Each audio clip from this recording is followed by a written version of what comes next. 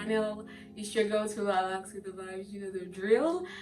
And this is the life update that everybody has been waiting for. So basically, I'm going to be telling you guys why I left Canada. God forbid.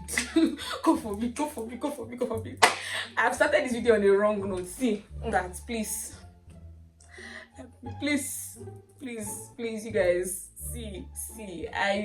I promise you, I did not expect the reaction I'm getting. Let's start with that. Like, I know you guys care about me, but this was a lot. This was overwhelming. So first of all, I want to apologize. I want to beg you, my ancestors, my forefathers, my people. I want to beg you from the bottom of my heart. I won't put 2 legs down. Please, forgive me. Forgive me. Somebody has already said I'm going to pay for her therapy. Some people have already threatened me in my DM that how dare me give up. Hey, please, people, please forgive me. Actually, I just first of all want to say thank you so much. Thank you so much for all the love that you guys poured out on me and all the support. Firstly, I did move. I did move entirely. I did cargo my load. I did take a flight. I did leave that apartment. Everything you saw is true. The only thing that is false is the context. The only thing that is false is like the way I put it out. So where do I start this story from? Okay, first of all, if you're new to my channel, thanks so much for tuning in. If you're not new, thanks for returning. Please make sure you hit that subscribe button and the bell so you get notified every time I post a video. Give this video a big thumbs up, and it's an interactive channel, so put in as many comments in the comment section and I will reply to all of them, I promise. Back in March, towards the middle to ending of March, my parents reached out to me, and it was a type of reach out that I knew that it was inevitable. I saw it coming. I really did, but I was really hoping that it will not come, but it did come. And the reach out was, let's sit down and let's talk and let's consider your decisions. Back when I was in Nigeria and I applied to Trent, I told you that an agency did it for me, and it is such that you know that most of these agencies, especially the ones that do not collect money, they are affiliated with these universities for certain courses. And so when I told them I wanted to do computer science / software engineering, the cheapest school that was on their list, although they will tell you like you can go ahead and pick another school, but then they'll really push out that agenda at the end of the day, yeah. So the cheapest school that was on their list was Trent University. And when my sister applied for her own course, the cheapest school on their list was Thompson Rivers University.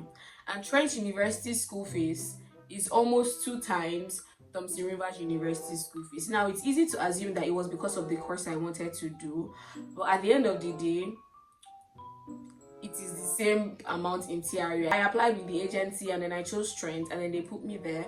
But back when I was still in Nigeria, I was already having this conversation with my parents and they were like, girl, you're mostly going to have to move from Trent. Now, it's dependent on whether you move after your first semester or after your first year. So you're going to go there, you're going to test the waters, and you're going to see how the place is like, and if it is somewhere that you would like to stay. And I disagreed for a while, but then I eventually just agreed, and I was like, fine, like if that's what will help make this, like the fees more affordable, then let's do it, fine. So I went to Trent, and my sister went to Thompson Rivers University, and you know, we're basically just comparing and contrasting a lot, which by the way, if for whatever reason, maybe you want to move to Canada or you're currently in Canada and you want me to actually like do a video and actually compare the two, I will do that. But right now, let's focus on the elephant in the room. I was there and she was here, and we both did our first semesters, and I really liked Trent. Like in March, when my parents finally reached out and said, okay, let's sit down and let's talk about this thing. Your first semester is almost over. If you're going to have to transfer to your sister's school, now is the best time to do it. But they did not present it that way. It was more like, you know, in Peterborough, that's at Trent, the school fees was really expensive. There were no jobs. The apartment I was staying in was expensive. Everything was expensive. And my parents were like, we have to find a way to cut costs. Like, we have to actually sit down and there's a particular Bible scripture that my daddy is always saying, and it can never leave my head I will tell my children. He will quote it and say, the Bible tells you that when you want to build a house, you have to sit down and plan the cost and look at it and say, is it something I can do before you go ahead and do it? And so he quoted the scriptures to me and he was like, you're the one that's going to eventually live with whatever decision you make. You're going to live with whatever decision you make, so it is yours to make. So go ahead and do whatever you want to do, but just let us know what you think, what you have planned. But my mommy my mommy was very, very softly, just letting us know that TRU is that place. You'll be sharing an apartment with your sister, and to reduce the cost of that, the school is cheap. The amount you'll be spending on feeding is cheap. You'll be with family, you will not be alone. But then at the same time, they're telling you to make your decision. They're telling you it is your decision to make, and you will live with the consequences of your action. But at the same time, they're also telling you, I basically I didn't think much about it because I already applied to TRU even before I left Nigeria. That TRU is St. Rivers University, just in case I keep on saying it. I already applied to TRU before I left Nigeria, just for the sake of the second option, and I got admission there when I got to Canada. Like a month in, I got admission to TRU. So it was like, we have to pay if you're going to go to TRU, we have to pay your tuition for your first semester, everything. Like it was just a decision that I had to make then and there, like for a lot of reasons, to book a flight, to sort the issue out with IRCC, to pay my tuition, because there was a deadline for me to pay my tuition. If not, they would have to move it to the next semester. There was just a lot of things that made me have to make that decision immediately, having 1 week or less to think about it. And they're like, it's your decision, it's your decision, you can go ahead and Google some schools. You might see a school in Ontario that is cheap.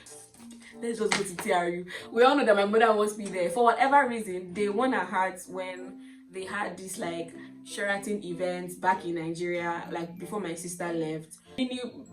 Pre-orientation, the Sha used to have something where both the students and the parents would come. They host them in a 5-star hotel, Sheraton hotel on the island. They host them there. They give them 5-course meal self. They tell them about the school. They tell them about scholarship. Tell them about everything. Answer all of their questions. Literally answer all of their questions. So it was my mom and my sister that went there when it was my sister's turn, and they won her heart. And she already made up her mind. As she came back that day, in her mind, she already knew that this school, you will eventually transfer there. It was just a matter of time. Let's be very honest. And that was such a down moment of my life. Oh God. It was actually such a down moment of my life. See, the way all of you felt watching that video, thinking I left Canada, cannot be compared to the way I felt. Even though I was still in Canada, I had to move halfway across the country. Because first of all, you finally moved, you finally made friends. It's hard enough that you've been studying in Nigeria before and you had to leave all of your friends behind and start again. And then it's hard enough that you go somewhere and then you spend 5 months, and within that 5 months you feel like you're finally making waves. You've submitted your resumes everywhere, you're just waiting for callbacks, and you are expecting that at least in summer they'll hire and they'll call you back. You have friends, you have a place of worship, you're in Ontario, which is close to Toronto, which is where everything happens. You found all the nice spots. You've planned on how you're going to go here for this event and this birthday. Everything was just supposed to work according to plan. But you see, one thing I've learned about this God now is that when you're making your plan, be asking him, Baba, do you have any contrary plans? Because I know that you one second, Baba God, you just help me to just do like this, and everything will just change. But then at the end of the day, it all works together for our good. And I had such a down moment of my life. I was tired of everything. I would sit down on the floor of my room, cold bare floor. I would even lie down on the floor and I would just be crying like non-stop for hours. I had migraines, like, and View was my best friend. I could not just like get out of that space. Like, why is my life and as I'm almost saying it now, I'm just getting emotional, but like I could not just get out of that space. Like, why is my life so full of drama? Why is it that before I take one step, like from the back, one wind will just push me 5 steps, and you're like, where am I? Where am I? Like, that has just been my life from the start. From the start. If you've watched my visa process video, you know what I'm saying. Remember the day I took that up with God and I told him, I was like, you created me for you people's entertainment, I mean. But at the end of the day, it really does all work together for our good. The flight, I did take a flight. I did take 2 flights because it takes 2 flights to get here. That's how far I am from all the people and places that I know back in Ontario. What else? Everything is the same thing. The Nigerian flag that you saw, I promise you, in Kamloops Airport here is where I saw it. So basically, on the plane, I had been ruminating that idea. I'm like, imagine I made these people think that I actually left Canada. And I was like, that would be so nice. To be a good way to, it's not just be a prank, to be a way to help them to sharpen their detective skills. That was actually what I was thinking of. I didn't think of it as a prank. I was just like, because I just like to spice things up a little bit sometimes. If you've watched my former videos, you know that I'm like, that's me. It's always one challenge or the other that I'm always looking out for, and for whatever reason I think everybody is like me. Because if I saw the video that you guys watched, I would go to all of her social media and I'll begin to stalk her to find proof that truly she's still in Canada. And I assure you, if you went to my TikTok, you will find proof. You will. You really will, because I always put Canada there. I'm really sorry if that video really got you like completely on the wrong foot. I don't understand if you don't want. Why will you not forgive me? Please forgive me now. I beg you now. Please now. Just forgive me. Please. I'm very sorry. I hope this video cleared everything up. If you still have any more questions, bye guys, and I'll see you in my next vlog/video. Yeah, and then you guys will continue to be a part of my life. Love you.